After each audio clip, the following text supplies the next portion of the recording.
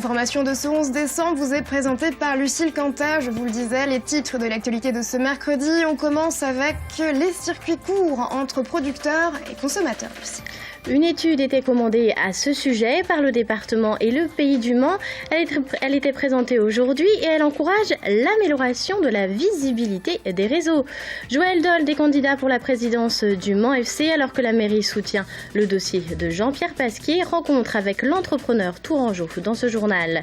L'ESAT de Pêcheret, établissement d'aide par le travail, est présent pendant 2 jours sur le marché de Noël. Les travailleurs handicapés viennent vendre leurs créations fabriquées tout au long de l'année.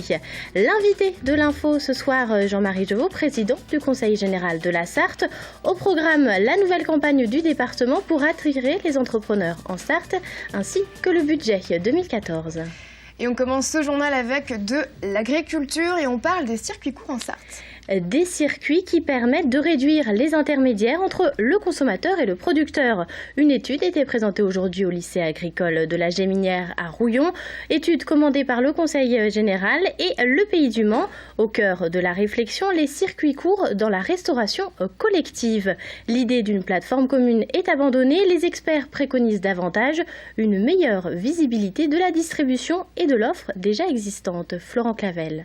Elles sont encore rares, ces cantines sartoises qui s'approvisionnent auprès d'agriculteurs locaux. Au Mans, seulement 7% des plats servis proviennent du département et des environs. C'est pas simple, on a des freins qui sont liés au code des marchés publics, parce que quand on a 8500 repas, ça veut dire qu'on fait appel à un code au niveau européen et qu'on n'a pas le droit de mettre des critères de proximité, donc ça complique les choses. Comment faire alors pour favoriser ces circuits courts dans la restauration collective, qu'elle soit privée ou publique ? D'abord, renforcer la place et la visibilité des producteurs locaux. Ensuite, utiliser les transporteurs de la région pour distribuer ces produits. Enfin, continuer à sensibiliser les restaurateurs. Pour cela, la Sarthe peut déjà s'appuyer sur une base solide. On a identifié une 50aine d'intervenants très spécialisés, très orientés sur les circuits locaux.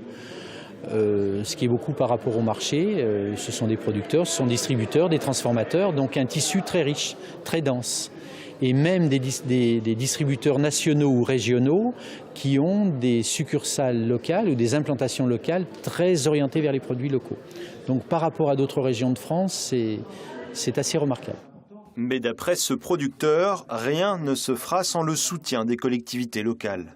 Soit c'est une politique volontariste d'achat et de faire sauter les verrous un petit peu sur les budgets et certains prix parfois, dans un premier temps, parce qu'on s'aperçoit qu'à long terme, si on introduit beaucoup de produits locaux, les prix peuvent baisser. Mais il faudra aussi, je pense, un investissement à la mise en place de cette logistique, de cette organisation de producteurs, même à minima, pour monter en puissance. Si tout le monde est d'accord sur la théorie, reste à la mettre en place. Mais pour l'heure, aucune aide financière n'a été avancée, sans doute à cause du coût. Près de 500 000 € par an pour sous-traiter la logistique à un prestataire extérieur. Et on ouvre une page économie. Les entrepreneurs sartois ont rencontré ce matin le préfet de la Sarthe. Le président du MEDEF et 10 chefs d'entreprise ont partagé avec Pascal Lelarge leurs inquiétudes quant au devenir de leur activité. Le coût du travail est trop élevé et complique leur gestion économique, surtout en période de crise. Je vous propose d'écouter Stéphane Galibert au micro d'Emilien David. C'est un peu aussi ce cri d'alerte que le MEDEF voulait lancer aux préfets locaux et surtout au gouvernement en disant ne rajoutez pas encore plus de contraintes là où déjà on est dans des situations très difficiles et au contraire faisons une pause pour pouvoir mettre les choses à plat et assurer le développement de nos entreprises. Il y a une refonte complète du coût du travail à revoir et donc du financement de la protection sociale. La situation des entreprises sartoises, un sujet qui intéresse aussi le département. On en parle donc avec l'invité de l'info. Jean-Marie Jevaux, bonsoir. Bonsoir. On le rappelle, vous êtes président du Conseil général de la Sarthe. Alors, pour commencer, une réaction, ces chefs d'entreprise sartois qui interpellent l'État. Aujourd'hui, c'est compliqué d'être chef d'entreprise. Écoutez, c'est compliqué dans cette période actuelle qui est quand même très difficile. La crise, elle existe, elle n'est pas surfaite.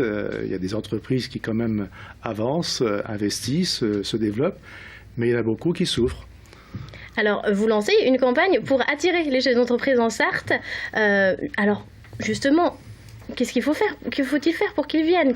Qu'est-ce qui écoutez, manque pour convaincre ces chefs d'entreprise de passer la frontière du département? Alors écoutez, même si c'est difficile, il ne faut pas se démobiliser. Au contraire, il faut aller de l'avant. Et c'est pour cette raison que nous avons lancé cette nouvelle campagne de communication. Donc la Sarthe, pour exister vraiment, c'est une nouvelle signature qui a pour but essentiellement de valoriser, bien sûr, les atouts de notre département. Le département de la Sarthe est un département qui est extrêmement bien positionné, qui est connecté, déconnecté aussi, avec bien sûr toutes les voies routières, ferroviaires qui existent. C'est déconnecté parce que c'est un département qui est très agréable, où il fait bon vivre, avec verdoyant, etc., etc. La campagne proche de Paris, c'est un peu ça que vous demandez. Donc il faut trouver des systèmes nouveaux de communication qui changent d'une campagne classique. Et c'est pour cette raison que nous avons fait appel carrément à des chefs d'entreprise. Des témoins de leur réussite en Sarthe. Ce sont des grands témoins, effectivement, des ambassadeurs de notre département. Pour quelles raisons ils sont venus s'installer en Sarthe? Pour d'autres, pourquoi ils veulent rester en Sarthe? Parce qu'ils ont réussi et ils sont sartois d'origine, pour certains, en tout cas pas tous. Et pourquoi ils veulent rester? Donc voilà, en tous les cas, l'intérêt de cette communication qui est différente et qui va être diffusée sur tous les réseaux, les médias, et avec aussi le média sur les réseaux sociaux, avec www.fr WIMUP. C'est le thème du site sur lequel ça va être diffusé. Alors, vous visez surtout les entrepreneurs parisiens. C'est eux qu'il faut faire venir ici? C'est vrai qu'il y a eu récemment dans une revue qui a démontré que plus de la moitié des Parisiens souhaitaient quitter la région parisienne. Chaque année, je ne dis pas de bêtises, 1 million de Parisiens quittent la région parisienne et 3000 entreprises par an. Donc c'est un vivier pour nous, un gisement extrêmement important. Nous sommes tout proches de Paris. Donc c'est pour cette raison que nous menons une campagne, et on ne va pas le faire sur une année ou quelques mois, sur 3 ans. J'ai demandé que ce soit sur 3 exercices pour vraiment marquer le coup. Et on tirera bien sûr des enseignements, des évaluations de tout cela. Mais en tous les cas, on espère bien accrocher des investisseurs potentiels. Nous avons ce qu'il faut pour les accueillir. Je crois que nous faisons le nécessaire. Et puis les grands témoins, les ambassadeurs sont là aussi pour appuyer en tous les cas cette démarche positive. On va changer de sujet, un mot sur le budget, donc le budget primitif 2014 qui sera voté demain et après-demain. Alors, 10 millions de plus que l'an dernier. L'an dernier, vous aviez provisionné une somme de côté, voilà, en cas de baisse de subventions, pour prévenir un petit peu l'année à venir. Cette année, vous piochez dans cette somme. Ça veut dire que ces réserves étaient vraiment nécessaires, qu'aujourd'hui, on ne peut pas faire sans? Alors écoutez, d'abord 10 millions, c'est le montant du budget, puisque l'année dernière c'était de budget à budget, c'était 613 millions, cette année c'est 623 millions investissement et fonctionnement. C'est vrai que pour bâtir ce budget, puisque pour la première fois donc l'État se désengage vis-à-vis des collectivités, c'est 1,5 milliard pour toutes les collectivités, donc ça c'est acté. 4 millions, c'est ça pour la Sarthe? Ah ben c'est plus que ça, oui, ça fait 4 millions oui, par rapport aux dotations de l'État, mais sachant que par ailleurs aussi nous avons quand même un delta, un manque à gagner, si je puis dire, pour tout ce qui touche à la solidarité, qui varie entre 8 et 13 millions cette année, donc c'est quand même important, plus quelques transferts insidieux qui s'élèvent à 5 millions d'euros. Alors, malgré tout cela, malgré les dotations en baisse, malgré quelques nouvelles, mais qui ne sont pas aussi importantes qu'on pouvait l'espérer, nous avons été bien inspirés, effectivement, cette année.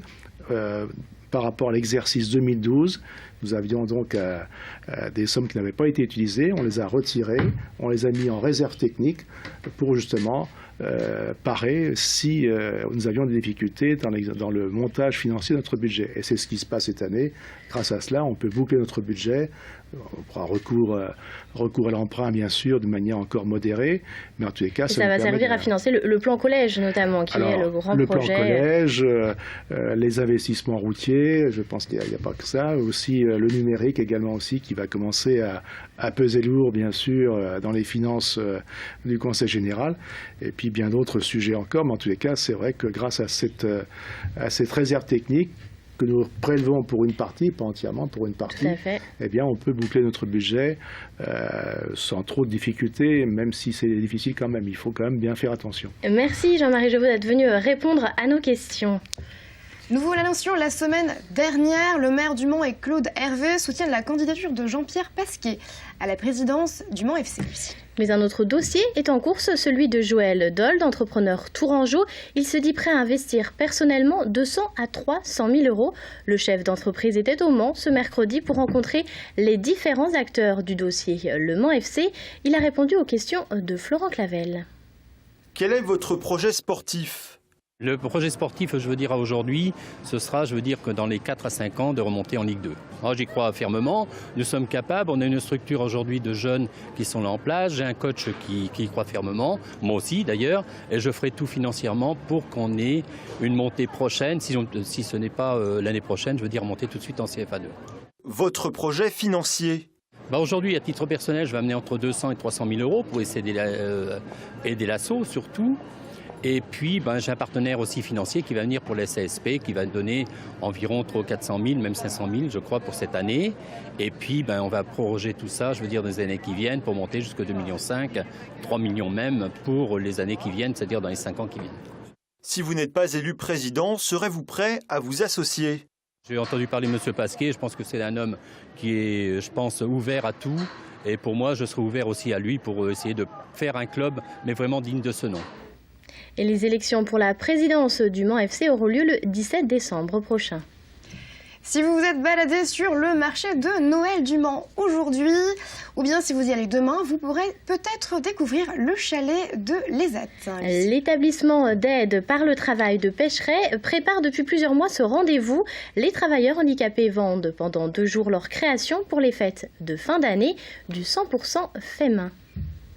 Mardi après-midi, à quelques jours de Noël, tous s'activent au domaine de Pêcheret. Peindre, coller, fixer, les travailleurs handicapés de l'ESAT finalisent leur création. Des créations qui seront vendues le lendemain, mercredi, sur le marché de Noël Manceau. Je suis content de faire le marché de Noël, ça change un petit peu de pays, tout. C'est très bien faire ça, c'est agréable, tout. Très content, ça fait la première fois pour moi, c'est au marché de Noël pour moi. Yann les encadre et les accompagne dans ce projet depuis près d'1 an. Album photo, on est d'accord. Tablier, oui. Les sacs aussi. C'est pas le même prix. Okay. Un peu de stress quand même ça fait toute la première année là qu'on va faire le marché de Noël. Donc c'est toute une année qui va se passer sur 2 jours de travail avec les travailleurs de Pêcheret. À la veille du départ, il y a encore beaucoup à faire. Nous les laissons travailler pour mieux les retrouver ce mercredi matin, place de la République. C'est enfin arrivé et là c'est grand jour. C'est un moment important de vendre les choses qu'on a fait et les gens ça leur permet de savoir qu'est-ce qu'on a fait. On sait qu'on a des difficultés mais voilà on a fait qu'est-ce qu'on a fait. Le groupe prend ses marques dans son chalet de Noël et les premiers clients sont déjà au rendez-vous. On est bien installé, il fait beau, il y a du monde qui passe. On a fait 2-3 petites ventes déjà. Bon, c'est vrai qu'il faut qu'on arrive à trouver un peu de place parce qu'on a fait pas mal de choses. Pendant 2 jours, les travailleurs de l'ESAT vont pouvoir rencontrer les Sartois qui pourront ainsi découvrir leurs compétences et leur créativité. Une information pratique pour terminer ce journal, la SNCF est en grève demain. Le trafic sera donc perturbé. 2 TGV sur 3 circuleront entre Paris et les Pays de la Loire. Seulement un TGV sur 2 pour les autres destinations. De même pour les TER, un TER sur 2 en moyenne circulera demain jeudi. Et c'est la fin de ce journal. Merci pour votre fidélité. Retour de l'info demain à 18h30 sur LMTV avec Pascal Brelon. Tout de suite, la météo de Romuald Besson, suivi de l'actu vue par les médias. A tout de suite.